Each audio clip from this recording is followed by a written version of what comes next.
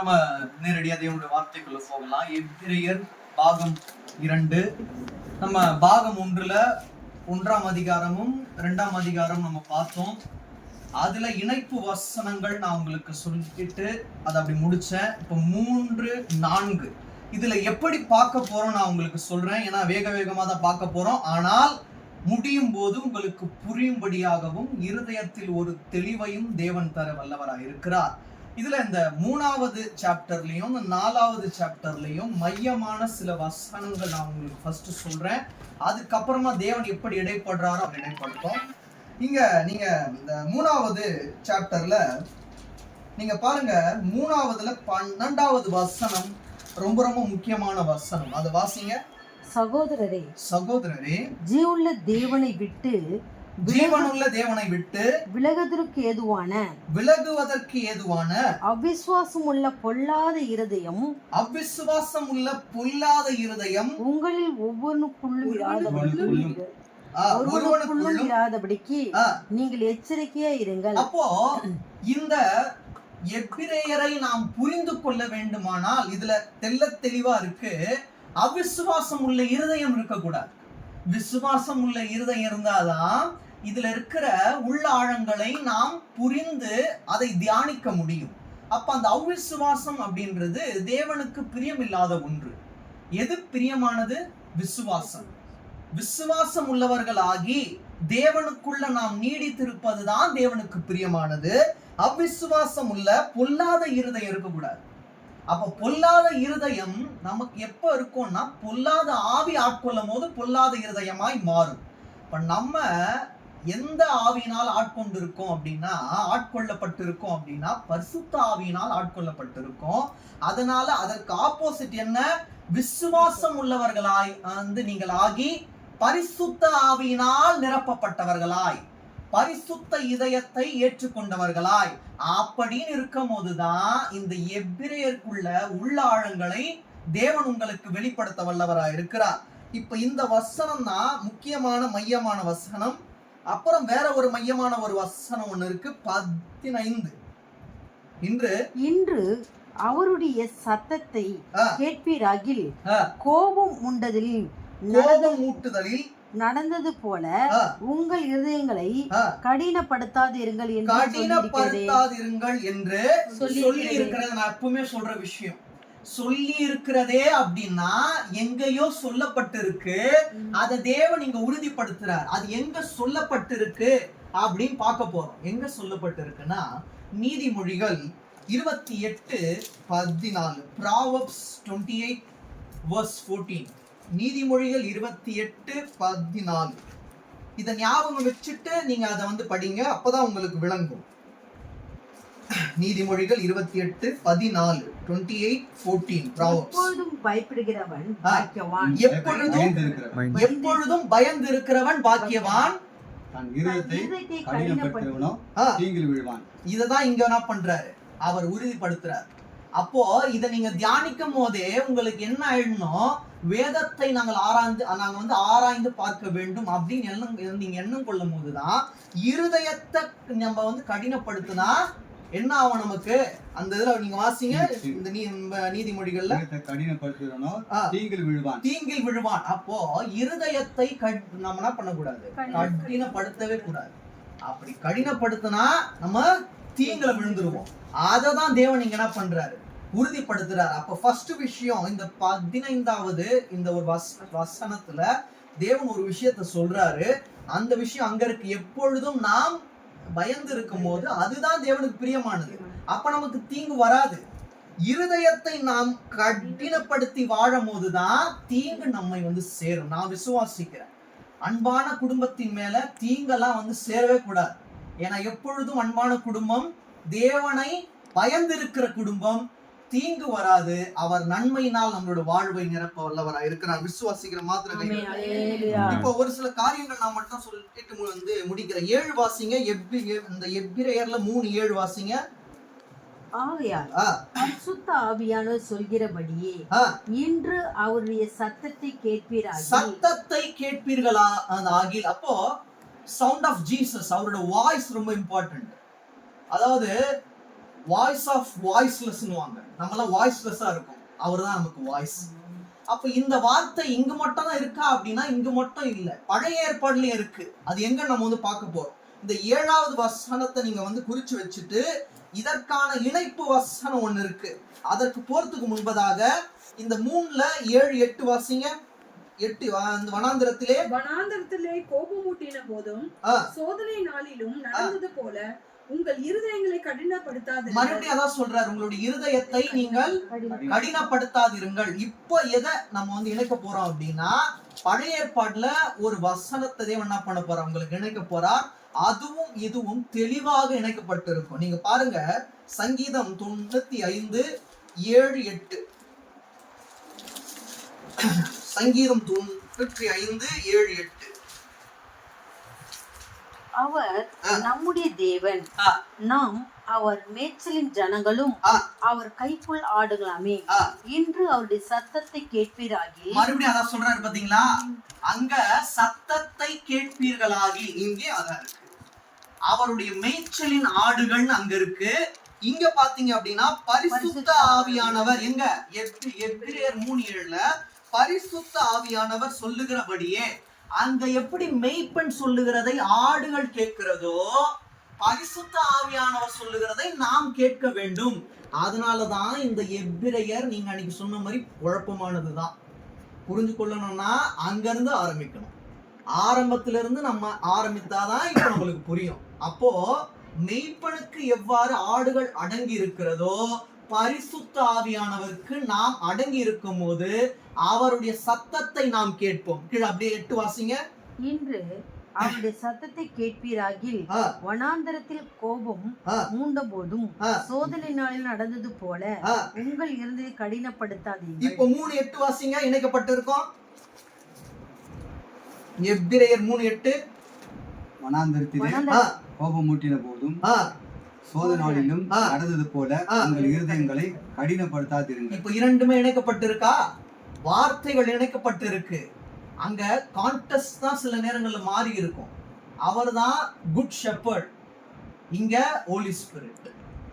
அங்க மெய்ப்பன், இங்க பரிசுத்த ஆவியானவர். அங்க நம்ம ஆடுகளா இருக்கோம், இங்க நம்ம தேவனுடைய ஜனங்களா இருக்கும், தேவனுடைய பிள்ளைகளா இருக்கும். வெவ்வேறு தான், ஆனா ஒரே மீனிங், ஒரே அர்த்தம். இததான் தேவன் என்ன பண்றாரு, இணைக்கப்பட்ட வசனங்கள், இதுதான் கோர்க்கப்பட்ட வசனங்களா இருக்கு. வெவ்வேறு இடத்துல இருக்கும். அதை நீங்க ஆவியின் வழி இணைச்சு பார்த்தாதான் உங்களுக்கு புரியும். நான் ஆரம்பத்துல சொன்ன பாத்தீங்களா, 12வது அந்த வசனம் 3:12. சகோதரரே, எபிரேயர்ல ஜீவுள்ள தேவனை விட்டு விலகுவதற்கு ஏதுவான அவிசுவாசமுள்ள பொல்லாத இருதயம் உங்களில் ஒருவனுக்குள்ளும் இராதபடிக்கு நீங்கள் எச்சரிக்கையாயிருங்கள். நீங்கள் எச்சரிக்கையாயிருங்கள். ஒருவருக்கும் இருக்க கூடாதான். என்ன இருதயம் இருக்கக்கூடாது? பொல்லாத, அதாவது அவிசுவாசம் உள்ள பொல்லாத இருதயம்.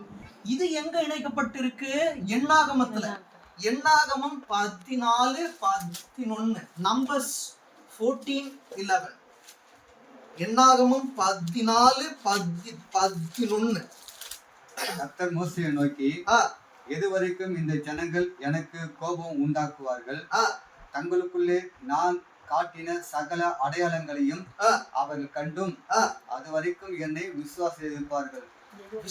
எதுவரைக்கும் என்னை விசுவாசியாமல் இருப்பார்கள் சொல்லிட்டு மோசேவிடம் தேவன் சொல்றாரு. அப்ப அவிசுவாசத்தை குறித்து தேவன் என்ன பண்றாரு, அங்கேயே சொல்றாரு. ஏன் மோசே கர்த்தர்னு வருது? என்ன சொன்ன ஆரம்பத்துல உங்களுக்கு, மோசேவை விட தேவன் மேன்மையானவர். அததான் இங்க இணைக்கிறார் தேவன். மோசே கிட்டே சொல்றாரு, எது வரைக்கும் ஜனங்க என் மேல விசுவாசம் இல்லாத இருப்பாங்க. எவ்வளவோ பண்ண, மண்ணா காடை அநேக ஆபத்துல இருந்து நான் அழகா கொண்டு வந்தேன், வாதைகள் அழகா கொண்டு வந்தோம். அவங்க என்ன பண்ணாங்க, அவ்விசுவாசம் உள்ள ஜனங்களாதான் இருந்தாங்க.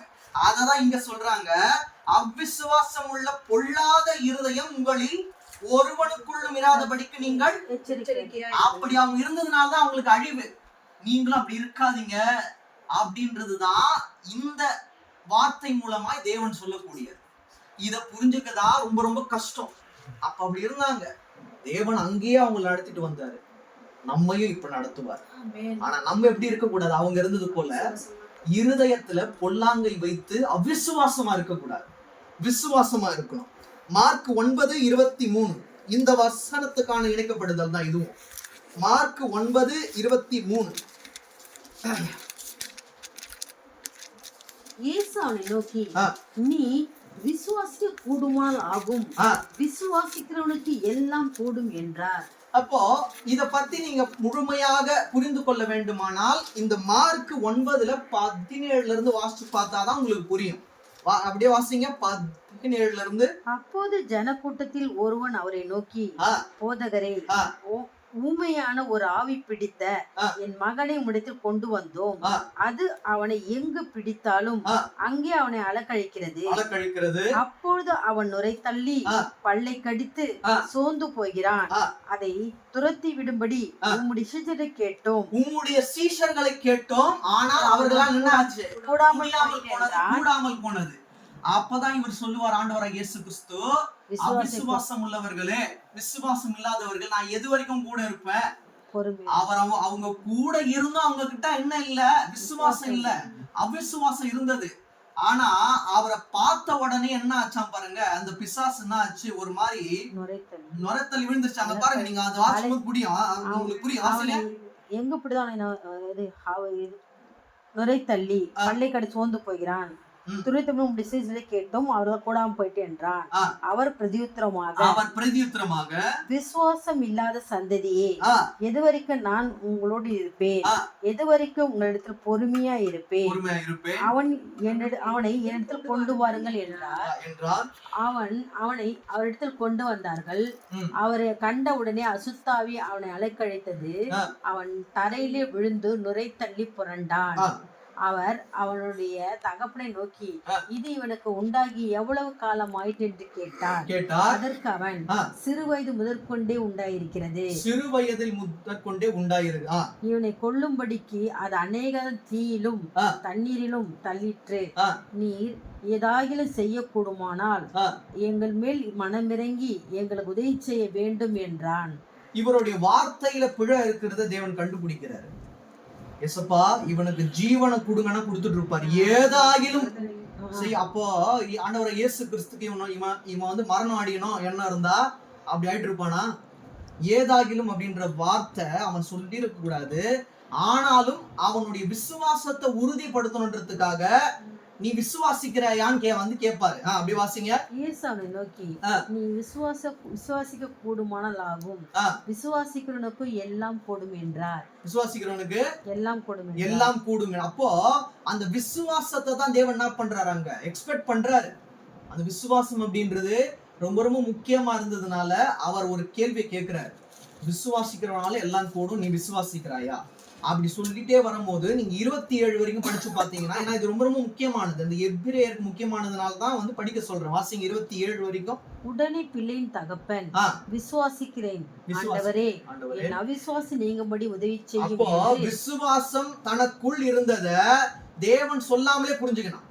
அவர் என்ன கேட்டாரு? விசுவாசிக்கிறியா அப்படின்னு கேட்டாரு. அதுலயே புரிஞ்சுடுது அவனுக்கு விசுவாசம் இல்ல, அவிசுவாசம் இருக்குன்னு.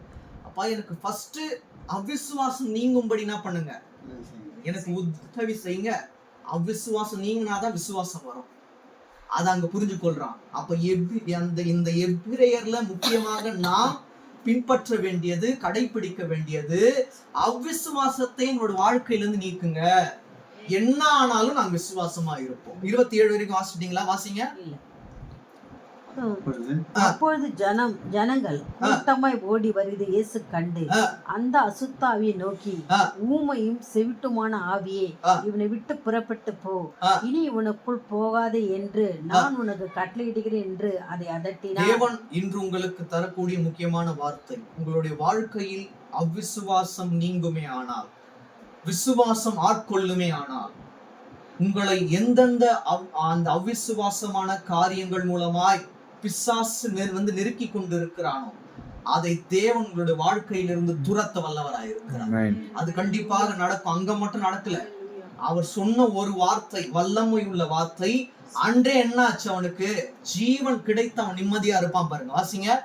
அப்பொழுது அது சத்தமிட்டு அவனை மிகவும் அலக்கழித்து ஒரே வார்த்தை தான், நான் போக மாட்டேன்னு சொல்லவே முடியாது.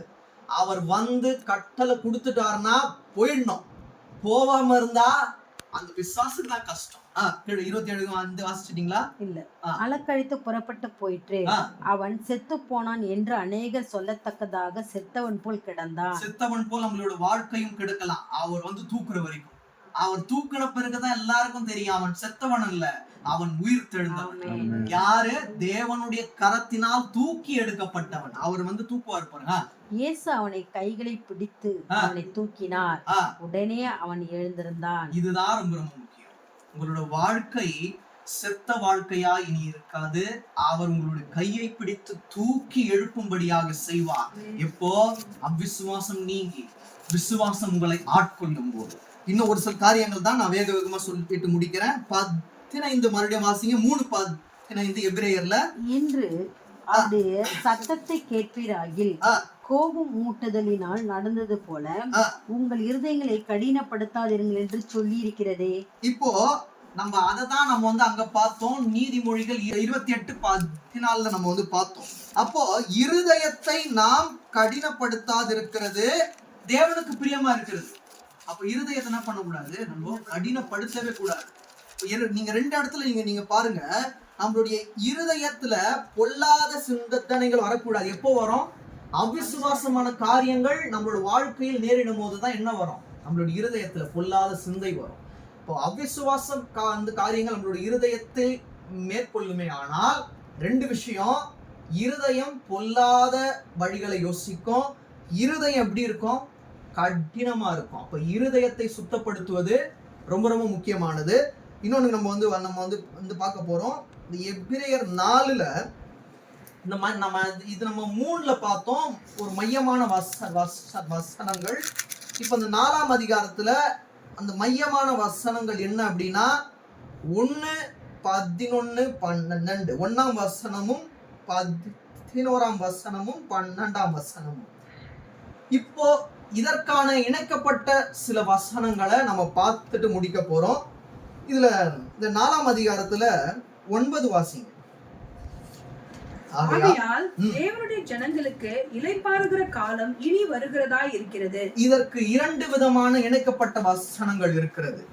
ஒன்று நீங்க எடுத்து வாசிங்க, யாத்திராகமம் 33:14. யாத்திராகமம் 33:14.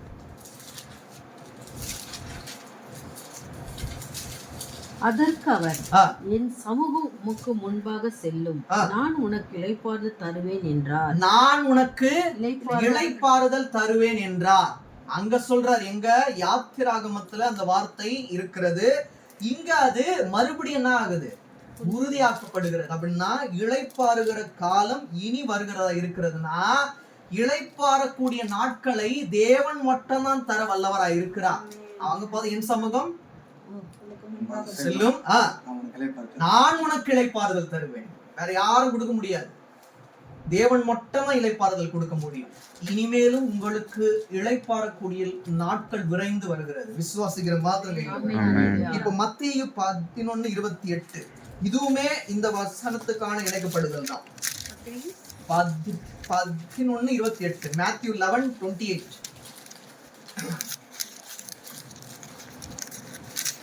வருத்தப்பட்டு பாரம் சுமக்கிறவர்களே, நீங்கள் எல்லாரும் என்னிடத்தில் வாருங்கள், நான் உங்களுக்கு இளைப்பாறுதல் தருவேன். நான் உங்களுக்கு இளைப்பாறுதல் தருவேன். நீங்க பாருங்க, இப்ப தேவன் இயேசு கிறிஸ்து வெவ்வேறு அல்ல. ஆண்டவராகிய இயேசு கிறிஸ்து தான் தேவன். அவர்கிட்ட இருந்தா நமக்கு என்ன கிடைக்கும்? இளைப்பாறுதல் கிடைக்கும். அப்போ அந்த கம்ஃபர்டர் கிட்ட இருந்தா கம்ஃபர்ட் கிடைக்கும். வேற யாருகிட்ட இருந்து கிடைக்காது. அதாவது எனக்கு உங்ககிட்ட இருக்கும் போது தான் கம்ஃபர்டபுளா இருக்குன்னு சொல்லுவோம் நிறைய பேர். ஆனா அவர் மட்டும்தான் அந்த எட்டர்னல் அந்த கம்ஃபர்ட்டை கொடுக்க முடியும். அப்ப அந்த கம்ஃபர்டர் கிட்ட தான் நமக்கு கம்ஃபர்ட் வரும். அவர் தான் வாக்கு கொடுக்கிறாரு, நானே அந்த இளைப்பாறுதலை கொடுப்பேன் அப்படின்னு. இந்த குடும்பத்துக்கும் அன்பான குடும்பத்துக்கும் தேவன் சொல்ற விஷயம், நீங்க விசுவாசமா இருங்க, அவர் உங்களுக்கு இளைப்பாறுதலை கொடுப்பார். இப்ப 11 வாசிங்க. இந்த எபிரேயர் 4:11. ஆகையால் அந்த திருஷ்டாந்தத்தின்படி ஒருவனாகிலும் கீழ்ப்படியாமையினாலே விழுந்து போகாதபடிக்கு நாம் இந்த இளைப்பாறுதலில் பிரவேசிக்க ஜாக்கிரதையாய் இருக்க கடவோம். அப்ப அந்த கீழ்ப்படிதல் ரொம்ப ரொம்ப முக்கியமானது. அப்ப இளைப்பாறுதலுக்குள்ள போறதுக்கு நம்ம ரொம்ப ரொம்ப ஜாக்கிரதையா இருக்கணும். அது எப்படின்னா, பிசாசு கூட என்ன பண்ணுவான், ஷார்ட் டேர்முக்கான ஒரு கம்ஃபர்ட்டை கொடுப்பான். அது நம்மளுக்கு வேணாம். ஒரு குறுகிய காலத்துக்கான இளைப்பாறுதல் நமக்கு தேவையில்லை. நித்தியமாக நமக்கு கிடைக்கக்கூடிய இளைப்பாறுதலை தேவன் கொடுக்கணும். அந்த இளைப்பாறுதலை பெற்றுக்கொள்ள நம்ம எப்படி இருக்கணும், கீழ்ப்படிந்தவர்களா இருக்கணும். இதற்கான இணைப்பு வசனங்கள் நம்ம வந்து பார்க்க போறோம். 1 சாமுவேல் 15:22. 1 சாமுவேல் 15:22. அதற்கு சாமுவேல், கர்த்தருடைய சத்தத்திற்கு கீழ்ப்படிதை பார்க்கிலும் சர்வாங்க தகனங்களும் பலிகளும் கர்த்தருக்கு பிரியமா இருக்குமோ? பிரியமா இருக்காது. என்ன சர்வாங்க தகன பலியாவே இருக்கட்டும், என்ன ஒரு நம்ம கொடுக்கிற ஒரு காணிக்கையா இருக்கட்டும், என்ன ஆஃபரிங்ஸ் கொடுத்தாலும் அவருக்கு கீழ்ப்படிதல் தான் மேன்மையானது. அதை தான் கொடுக்கணும். ஆனா அவங்களுக்கு கீழ்ப்படிந்திருக்கிற, என்கிட்ட எதுவும் இல்லதான் ஆனா கீழ்ப்படிந்திருக்கேன் அப்படின்னு சொல்லும் போது அதுதான் தேவனுக்கு பிரியமானது. நம்ம கையில இருக்க காணிக்கையே பார்க்க மாட்டாரு, பலிகளை பார்க்க மாட்டாரு. நீ கீழ்ப்படிந்திருக்க, எனக்கு உண்மை உத்தமம். அதனாலதான் சாமுவேல் கீழ்ப்படிந்திருந்ததுனாலதான் அவர் கூப்பிட்டாரு. 1 சாமுவேல் 3ஆம் அதிகாரத்துல சாமுவேலே சாமுவேலே அப்படின்னு கூப்பிடுறதுக்கான மெயின் காரணமே அவர் கீழ்ப்படிந்திருந்தார். ஏலிக்கும் கீழ்ப்படிந்திருந்தார், தேவனுக்கும் கீழ்ப்படிந்திருந்தார். அந்த கீழ்ப்படிதலின் வல்லமை நமக்கு வேணும். அப்படி இருந்தாதான் அந்த நித்திய இளைப்பாறுதலுக்குள்ள நம்ம தேவன் என்ன பண்ணுவார், நடத்துவார். இதே வசனத்துக்கான இணைப்பு தான் யாக்கோபு 1:22. ஜேம்ஸ் 1:22. யாக்கோபு 1:22. இன்னும் ஒரு 5 to 10 minutes முடிச்சோம். அல்லாமலும் நீங்கள் உங்களை வஞ்சியாதபடிக்கு திருவசனத்தை கேட்கிறவர்களாய் மாத்திரமல்ல, அதன்படி செய்கிறவர்களாயும் இருங்கள். எப்போ இருப்போம், அந்த வசனத்தை நாம் கீழ்ப்படிந்து ஏற்றுக்கொண்டு அதை வாசிச்சுட்டு விட்டு விடும் போதல்ல, வாசிச்சுட்டு அந்த வார்த்தையின்படி செய்யும் போதுதான். அப்படி செய்யும் போதுதான் தேவன் என்ன பண்ணுவாரு, நீங்கள் கீழ்ப்படிந்து இருக்கீங்க, அதனால உங்களுக்கு இளைப்பாறுதல் கொடுப்பேன் அப்படின்னு தேவன் சொல்லுவார். அதுதான் இங்க மறைக்கப்பட்டு இருக்கு, மறைமுகமா இருக்கு. அல்லாமலும் நீங்கள் உங்களை வஞ்சியாதபடிக்கு திருவசனத்தை, அப்ப திருனா என்ன அர்த்தம், திருனா ஆண்டவராகிய இயேசு கிறிஸ்து தான். அப்ப திருவின் வசனம், ஆண்டவராகிய இயேசு கிறிஸ்துவின் வசனம். நீங்க பாத்தீங்கன்னா எல்லா இடத்துலயும் போடுவாங்க திரு நிறைச்செல்வன், திரு வளர்ச்செல்வன் போடும். அப்ப திரு அப்படின்றது ஆண்டவராகிய இயேசு கிறிஸ்துவை குறிக்கிறது, மணவாளன். அவரை குறிக்கும் போது அவர்கிட்ட இருந்து நமக்கு கிடைக்கக்கூடிய வசனங்களை கீழ்ப்படிந்து வாசிச்சு அப்படியே விடக்கூடாது. அதை கை கொண்டவர்களாய் நாம் வாழும்போது நமக்கு அவர் என்ன பண்ணுவார், இளைப்பாறுதல் கொடுப்பார். நம்ம இன்னைக்கு பார்க்க வந்தது எபிரேயர் 3:4. அதையும் உங்களுக்கு வெளிப்படுத்தினாரு, அவருடைய வார்த்தையும் உங்களுக்கு வெளிப்படுத்தினாரு. என்னோட மாம்சம் அல்ல, என்னோட ப்ரிப்பரேஷன் அல்ல, அவர் உங்களுக்கு தரக்கூடிய வேர்ட்ஸ் எப்படி இருக்கும் அப்படின்னா அன்பிரடிக்டபிளா இருக்கும். சில விஷயங்களை நம்ம வந்து ப்ரெடிக்ட் பண்ணலாம், இதெல்லாம் நம்ம ப்ரெடிக்ட் பண்ணவே முடியாது. அதை பிளான் போட்டோம்னா இந்த வார்த்தையை வந்து சொல்லணும் அப்படின்னு உண்மையா எனக்கும் பாடம். எப்ப அந்த பாடத்தை நாம் வந்து ஏற்றுக்கொண்டு நம்மளோட வாழ்க்கையில் அதை நாம் பிளான் பண்ணி அதை நம்ம வந்து செய்யறோமோ, அப்பதான் நம்மளோட வாழ்க்கையை தேவன் மாற்றுவார். அப்ப அந்த வசனத்தை கேட்டு நம்ம விட்டு விடக்கூடாது. அதை நம்ம வாழ்க்கையை நம்ம என்ன பண்ணணும், இம்ப்ளிமெண்ட் பண்றது ரொம்ப ரொம்ப முக்கியமானது. இன்னும் ஒரே ஒரு காரியம் தான், நான் அதை சொல்லிட்டு முடிக்கிறேன். 12ஆம் வசனம் வாசிங்க. 4:12 எபிரேயர். தேவனுடைய வார்த்தையானது ஜீவனும். இந்த வசனம் தான் இன்று உங்களுக்கு ஒரு கன்க்ளூஷன், ஒரு முடிவுரை. ஆனா அடுத்த பாகத்துக்கான ஒரு ஆரம்பமாவும் இது இருக்கும். அது வாசிங்க. தேவனுடைய வார்த்தையானது ஜீவனும் வல்லமையும் உள்ளதாயும் இருபுறமும் கருப்புள்ள எந்த பட்டயத்தாலும் கருக்கானதையும் ஆத்துமாவையும் ஆவியையும் கணுக்கையும் ஊனையும் பிரிக்கத்தக்கதாக உருவ குத்துகிறதாயும் இருதயத்தின் நினைவுகளையும் யோசனைகளையும் வகையறைக்கிறதாயும் இருக்கிறது. இது தேவனுடைய வார்த்தை. இந்த கடைசி பாகம் ரொம்ப முக்கியமானது. இருதயத்தின் நினைவுகளையும் யோசனைகளையும் வகையறுக்கிறதாயும் இருக்கிறது. அப்ப இருதயத்தின் நினைவுகளும் இருதயத்தின் யோசனையும் பெற்ற தாய் தந்தையால கூட அறிந்து கொள்ள முடியாது. உங்களுடைய இருதயத்துல என்ன ஓடிட்டு இருக்குன்னு சொல்லிட்டு எங்களால அறிய முடியாது. அவர் அறிந்திருக்கிறார். நம்மளுடைய யோசனைகளை அவர் அறிந்திருக்கிறார். அப்ப அந்த வார்த்தைகள் தான் என்ன பண்ணுதான், அத ஓப்பன் ஹார்ட்டடா என்ன பண்ணுது, விளக்குதான். அப்போ மாம்சத்துல நம்ம எப்படி இருக்கோன்றது இல்ல, இருதயத்துல நம்ம எப்படி இருக்கோம் அப்படின்றதுதான் ரொம்ப ரொம்ப முக்கியமானது. அதை தெளிவாய் காட்டக்கூடியது தேவனுடைய வார்த்தைகள். இதற்கான இணைப்பு வசனம் மட்டும் நான் உங்களுக்கு சொல்லிட்டு முடிக்கிறேன். 2 தீமோத்தேயு 3:16 2 தீமோத்தேயு 3:16 வேத வாக்கியம் எல்லாம் தேவ ஆவினால் அறப்பட்டு இருக்கிறது. தேவனுடைய மனுஷன் தேறினாகவும் எந்த நற்கிரியை செய்ய தகுதியுள்ளதாகவும் இருக்கும்படியாக. இந்த வார்த்தைகளை நான் தியானிக்கும் போதும் சரி, இதை நான் ஆராய்ச்சி செய்யும் போதும் சரி, நான் தேறினவனாய் இல்லாதிருந்தால் எனக்கு இதை தேவன் வெளிப்படுத்த மாட்டார். நான் தேறினவனாய் இருக்கிறேன் அப்படின்னு தேவனுடைய பார்வையில சாட்சியா இருக்கிறதுனாலதான் இது எல்லாத்தையும் வெளிப்படுத்துறார். நான் தேறினவன்ற எண்ணம் எனக்கு இருக்க கூடாது, அங்க சாட்சி பெறணும். அது எப்ப நம்ம சாட்சி வரும், நான் இங்க நின்று தேவனுடைய வார்த்தைய நான் என்ன ப்ரிப்பேர் பண்ணணும், அது என்னால பேச முடியல, ஆவியானவர் பேசுகிறார் அப்படின்னு நான் எப்ப சொல்றேனோ அப்பதான் தேவனுடைய பார்வையில் நான் தேறினவனா இருப்பேன். இந்த வார்த்தை ரொம்ப முக்கியம். என்னுடைய பார்வையில் அல்ல, உங்களுடைய பார்வையில் அல்ல, தேவனுடைய பார்வையில் நான் தேறினவனா இருந்தாதான் அந்த வார்த்தைகளை கொடுப்பார். இந்த வார்த்தைகள்ல இருக்கிற முக்கியத்துவத்தை அவர் வந்து வெளிப்படுத்துவார். உள்ள ஆழங்களை எனக்கும் அறிவிப்பார், அறியாத உங்களுக்கும் அவர் அறிவிப்பார். அதாவது நான் அறியாததை அதாவது எனக்கு என்ன அறியாததோ அதை நான் அறியும்படி பேசுவதல்ல, அறியாதவர்களுக்கு அறிவை உணர்த்தும்படியான வார்த்தைகளை எனக்கும் அறிவித்து அவர் பேசுவார். அப்போ முதல்ல நான் அறிஞ்சிருக்கணும், அப்பதான் நான் தேவனோட பார்வையில தெரியணும்னா இருக்கும். மறுபடியும் வாசிங்க. வேத வாக்கியங்கள் எல்லாம் தேவ ஆவியினால் அருளப்பட்டு சுயமா எழுதியிருக்காங்கன்னு இருக்கா? தேவ ஆவியினால் அருளப்பட்டு இருக்கு. இந்த வார்த்தை ரொம்ப முக்கியமானது. அவர் அருளனா எழுத முடியாது. அவருடைய வார்த்தையினால் தேவ தயவினால் அருளப்பட்டு இருக்கிறது. தேவனுடைய மனுஷன் தேர்வினாகவும் எந்த நற்கிரியும் செய்ய தகுதி உள்ளவனாகவும் இருக்கும்படியாக வெளிப்படுத்துவாரு.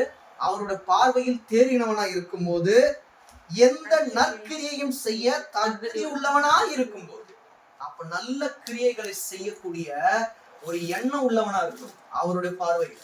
2 விஷயம். ஒண்ணு, தேறினவனா இருக்கணும், எந்த நற்கிரியை செய்ய தகுதி உள்ளவனா இருக்கும். அவ்வாறு இருந்தாதான் இதை வெளிப்படுத்துவார். இறுதியா ஒரே ஒரு வாசனம் முடிக்கலாம். ஏசாயா 55:11 ஏசாயா 55:11 ஐசாயா 55:11 அந்தபடியே என் வாயிலிருந்து புறப்படும் வசனம் இருக்கும், அது வெறுமையாய் என்னிடத்திற்கு திரும்பாமல் அது நான் விரும்புகிறதை செய்து நான் அதை அனுப்பின காரியமாக்கும்படி வாய்க்கும். அப்போ இன்று தேவன் என்ன காரியத்துக்காக இந்த வார்த்தைகளை பேசுறான்னு சொல்லிட்டு எனக்கு தெரியல. அநேக காரியங்கள் பார்த்தோம். அவிசுவாச வாழ்க்கையிலிருந்து நீங்கி நீங்கள் விசுவாசத்துக்குள்ள போகணும் அப்படின்றது ரொம்ப ரொம்ப முக்கியமானது. கீழ்ப்படிதல் அப்படின்றது ரொம்ப ரொம்ப முக்கியமானது. இளைப்பாறுதல் பத்தி தேவன் உங்களோடு இன்று பேசி இருக்கிறார். வெறுமனே பாகம் 2 மட்டும் தேவன் என்ன பண்ணல, இன்னைக்கு பேசல. நீங்க பாத்தீங்கன்னா சென்ற மாதத்திற்கும் இந்த மாதத்திற்கும் பல வித்தியாசம் இருக்கும். போன மாதம் என்ன பேசினேன்னு மாம்சத்துல மறந்துட்டேன். ஆனா ஆவியில தேவன் அனைத்தையும் ஆராய்ந்து அறிந்து வைத்திருக்கிறார். பேசின நான் மறந்து போகலாம், கேட்ட நீங்கள் ஒரு நாளும் மறந்து போக மாட்டீர்கள். ஏனால் பேசினவர் ஆண்டவராகிய இயேசு கிறிஸ்து. மாம்சம் பேசவில்லை, ஆவி பேசினது. அப்போ விசுவாச உறுதியா இருங்க. அதனாலதான் அவர் வந்து கேட்கிறாரு, விசுவாசமா இருக்கே? ஆமாப்பா, என்னுடைய விசுவாசம் நீங்கும்படி என்ன பண்ணுங்க, எனக்கு ஹெல்ப் பண்ணுங்க. அதுக்கப்புறமா என்ன ஆகும்? விசுவாசம் வரும், இளைப்பாறுதலை பெற்றுக்கொண்டு வாழுவேன். எனக்கு என்ன இருக்காது, என்னோட வாழ்க்கையில இனி இளைப்பாறுதல் இல்லைன்னு நான் வந்து சொல்ல மாட்டேன். நீங்க தான் இளைப்பாறுதல் கொடுக்க போறீங்க. இப்ப நம்ம இங்க பார்த்தோம், முக்கியமான காரியம் பார்த்தோம். அவருடைய வார்த்தை நம்மளுடைய இருதயத்தை ஆராய்ந்து அறிந்திருக்கிறது. அப்ப அந்த வார்த்தை எங்கிருந்து நமக்கு வந்து கிடைக்கணும்? தேவனுடைய ஆவியினால் அருளப்பட்டு தேறினவனா இருக்கும் போது எல்லா காரியத்திலையும் அவன் எப்படி இருக்கணும்? நற்கிரியைகளை உட்பட்டு அந்த நற்கிரியைகளை செய்யறவனா இருக்கணும். அப்படி இருந்தாதான் வெளிப்படுத்துவார். அதனாலதான் மோசேவை ஒரு கருவியா வச்சாரு. மோசே தேவனுடைய மேன்மையானவன் அல்ல, மோசே மூலமாய் வார்த்தைகளை சொல்லணும்னு தான் என்ன பண்ணாரு? அவரு வைத்தார். அன்று அவர்கள் அவிசுவாசமாய் இருந்தது போல நாமும் அவிசுவாசமாய் இருதயத்துல பொல்லாத காரியங்களை யோசிச்சு கொண்டே இருக்க கூடாது. இருதயத்தை நம்ம கடினப்படுத்தவே கூடாது. அதனாலதான் நீதிமொழிகள்ல அவர் மறுபடியும் என்ன பண்றாரு? உறுதியா சொல்றாரு, நீங்க அப்படி இருக்கும் போது தீங்கு உங்களை வந்து சேரும். எப்பொழுதும் பயந்தவர்களாய் இருங்கள். நான் விசுவாசிக்கிறேன், தீங்கு அல்ல நன்மையான ஈவுகளையே நீங்கள் பெற்று திருப்தியாக இருப்பீர்கள். கண்களை மூடலாம். அன்பின்